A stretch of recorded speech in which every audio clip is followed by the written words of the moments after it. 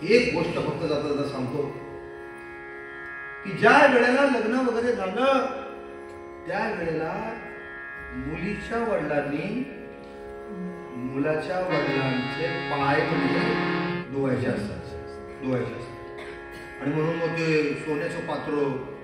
ते असं सगळं आणि मग ते पाय धुवायला बसले मुलीचे वडील आणि मग पाय धुवायला बसल्यानंतर पहिला नमस्कार करायचा असतो मुलीच्या वडिलांनी मुलाच्या वडिलाला नमस्कार करायचा म्हणून जनक राजा असे पुढे आले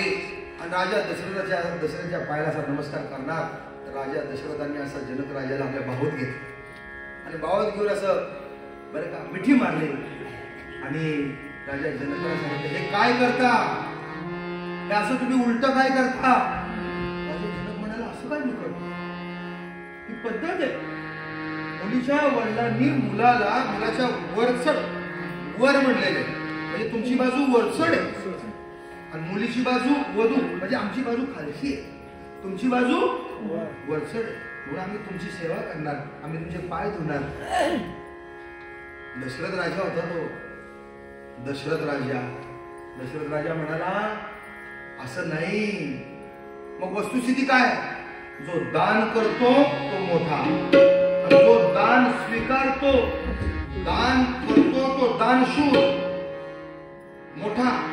जो दान घेतो तो याचक तो लहान असतो तुम्ही तुमची कन्या दान करता आहात कुणाला आम्हाला आम्ही तुमच्या कन्येचा स्वीकार करतो आम्ही याचक आहोत तुम्ही मोठे आहात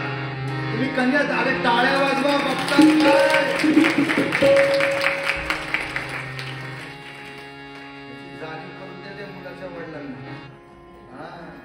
असा ठसका टाकायचा बरोबर लग्नात हे बायकांना नको सांग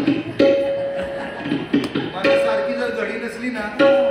घडीवर मोठं लक्ष जर ती मनासारखी नसली टाकला ठसका अरे इथं ठसका बसला पाहिजे बाजू कुणाची मोठी आहे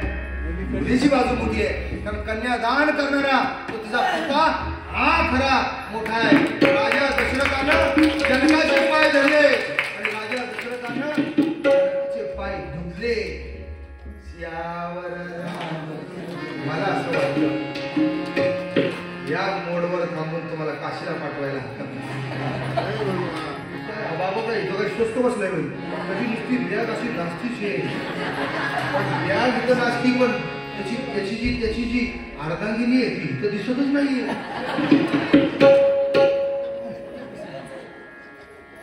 सहा वाजल्यापासून आहे ना आम्हाला भाकरी कोण खाऊ घालणार काय तुझी भाकरी माझं नातं काय माझ्या मागच्या जन्माची ती आहे असं एकदा भाकरी